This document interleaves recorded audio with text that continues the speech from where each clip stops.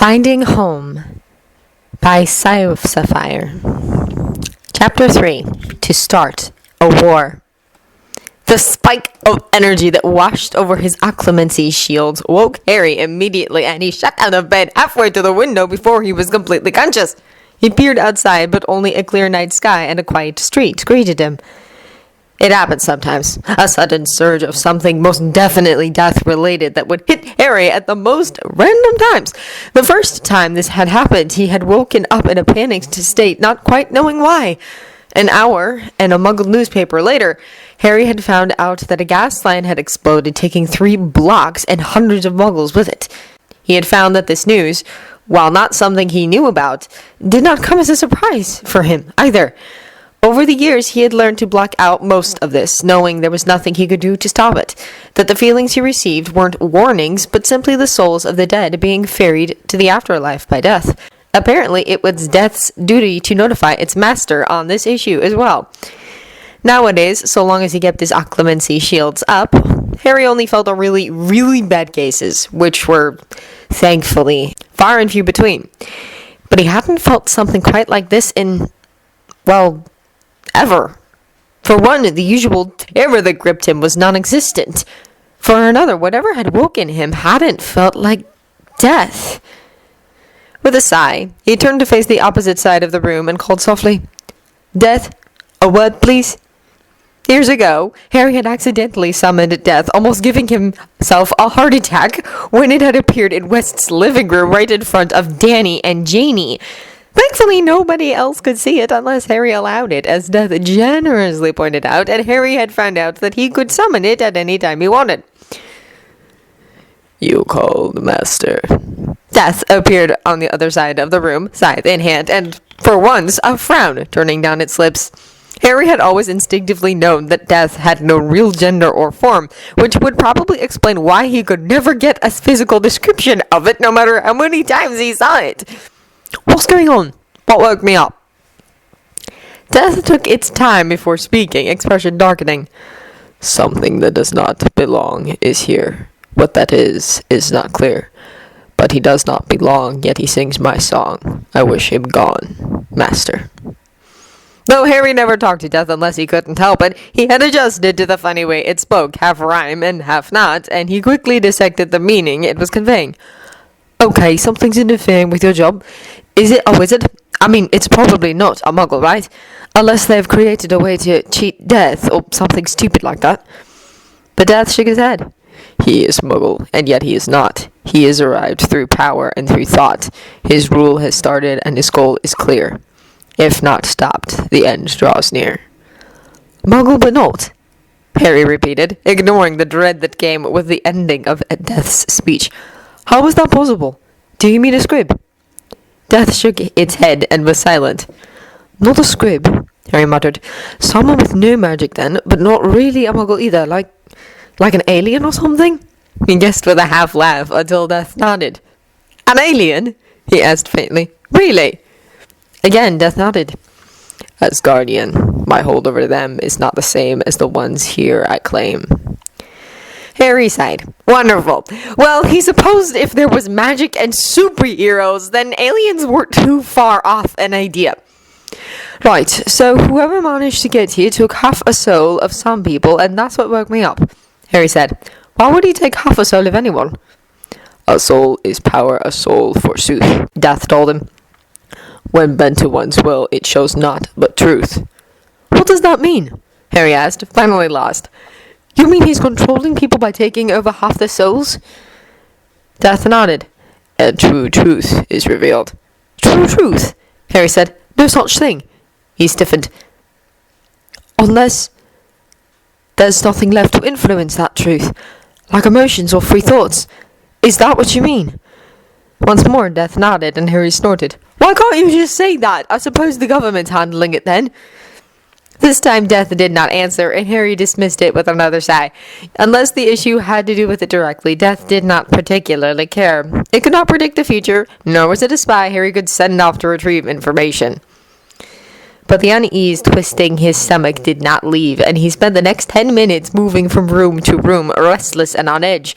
Finally, he retrieved his cell, pulling up the number Stark had entered into his phone 8 months ago. He knew Stark had contacts in the government. Maybe he would know something. But he had never called the billionaire before. Not once. Stark would know something was wrong instantly. His stomach gave another lurch, and for a moment, Harry thought he might be sick. He took a few deep breaths, fully pulled up his occlumency shields to block out the worsening feeling he was getting, and dialed the number. Surprisingly, Stark picked up after only 3 rings, voice still sleep-riddled, but surprisingly sharp for 2 in the morning. "Harry, what's wrong?"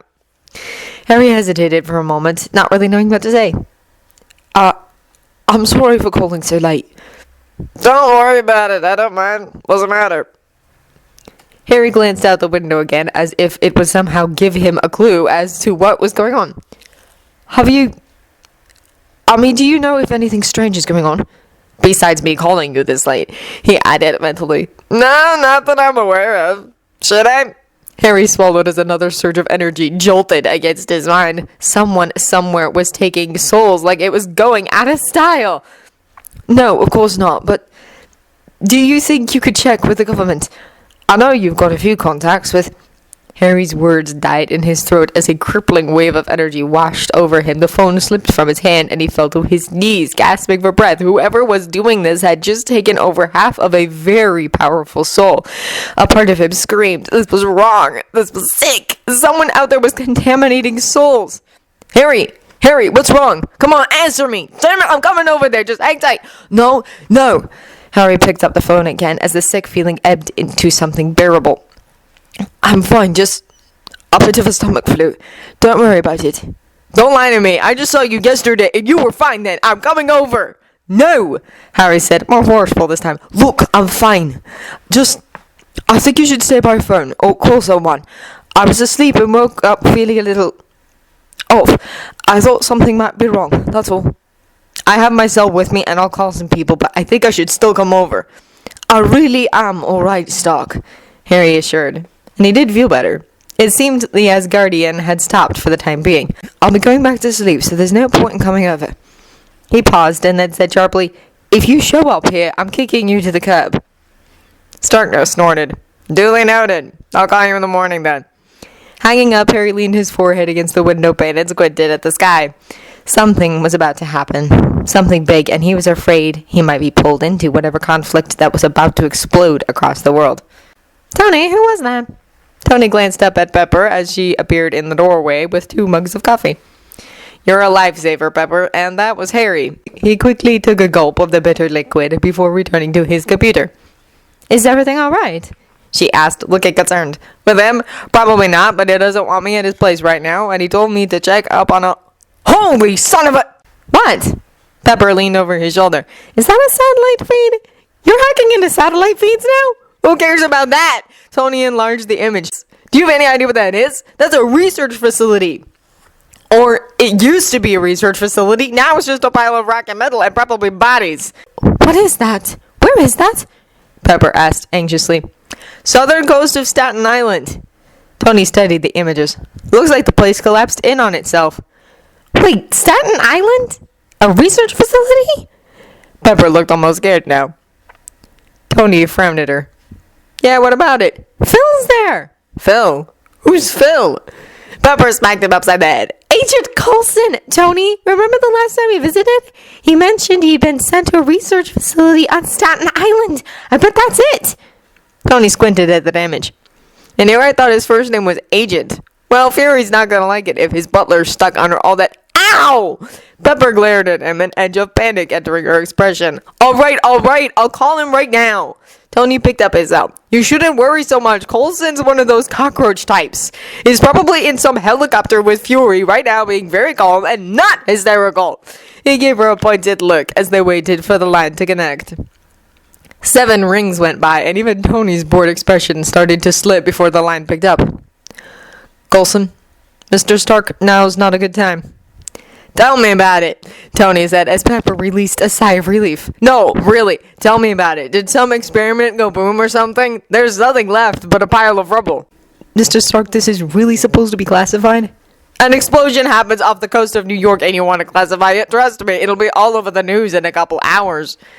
There were muffled whispers on the other end before Nick Fury's voice sounded instead. Stark, I'll assume you managed to hack a satellite feed, but how did you know to search in the first place? Tony didn't miss a beat. You think I don't keep an eye out for this sort of thing? Never know when Iron Man's gonna make an appearance, right? The public looks to me for protection, you know. Fury's disgusted scowl floated clearly over the line. Your ego does more damage than anything we've got, he retorted. But now that I've got you, I might as well fill you in. Are you alone? Yep, Tony replied, clapping a hand over Pepper's wrist when she made to leave. I highly doubt it, but this won't take long. Can you locate S.H.I.E.L.D.'s aircraft carrier? What do you take me for? Tony shot back mildly offended. If it's on the planet, I can find it. Good. Pack your bags and head over there immediately. We'll meet you there. What? You haven't told me what's going on. You'll be briefed once you arrive. They're gonna move on. I am not just going to pack and hurry off to... Stark, I'm reactivating the Avengers Initiative. Tony fell silent for a moment. Beside him, Pepper stiffened, looking wide-eyed. Director, last time I checked, I didn't qualify for the Avengers. Something about being volatile, self-obsessed, not playing well with others. Ring any bells? Times change, Terry said. The world needs the Avengers, and I need you to get off this phone and head to the helicarrier. Hurry up, Stark. There's no time to waste. And with that said, Fury hung up, leaving an irritated Tony with a dial tone. Well, Pepper straightened and grabbed the coffee mugs. I suppose we've both got some packing to do. I'll take the jet to DC tonight. Be careful. You too, he murmured before focusing on the satellite feeds again. A moment later, he dialed Harry's number. It didn't surprise him when the line picked up on the first ring. You were right, Tony started. An explosion occurred on Staten Island. How did you know? I didn't, was the abrupt reply. I just felt something might be wrong. Are you leaving? Is Iron Man? Yeah, I'm leaving right now. Tony headed for his closet. Listen, stay close to home, and if something big happens, stay inside. If anything seems wrong at all, some weird dude coming up the streets, robots, lasers, monsters, whatever, go down into your basement and stay there until I call and say it's alright to come up, okay? You don't have to worry about me, Harry said flippantly, and Tony paused. I mean it, Harry. This is serious. A pause on the other end only broke when Harry released a dry chuckle. Trust me, I'll be fine, Tony. Stay safe yourself. And before Tony could even register the fact that Harry had finally used his first name after 9 months of whittling on his part, the mechanic had hung up. Tony blinked at his cell before a happy grin spread over his face, and he returned to his packing with more enthusiasm. Well, never let it be said that Tony Stark didn't get what he wanted in the end. Harry locked up his house and garage, making sure the closed indefinitely sign would be clear to all. It was lucky he had no future appointments or regular clients coming in anytime soon. Hefting his bag and pulling on his invisibility cloak, Harry set off towards the general direction of Stark Industries. He would give Tony a few hours before apparating directly there. He knew Tony could take care of himself, but there was no way Harry was going to let one of his only friends walk into what looked like the dawn of another war alone, especially when death itself was worried.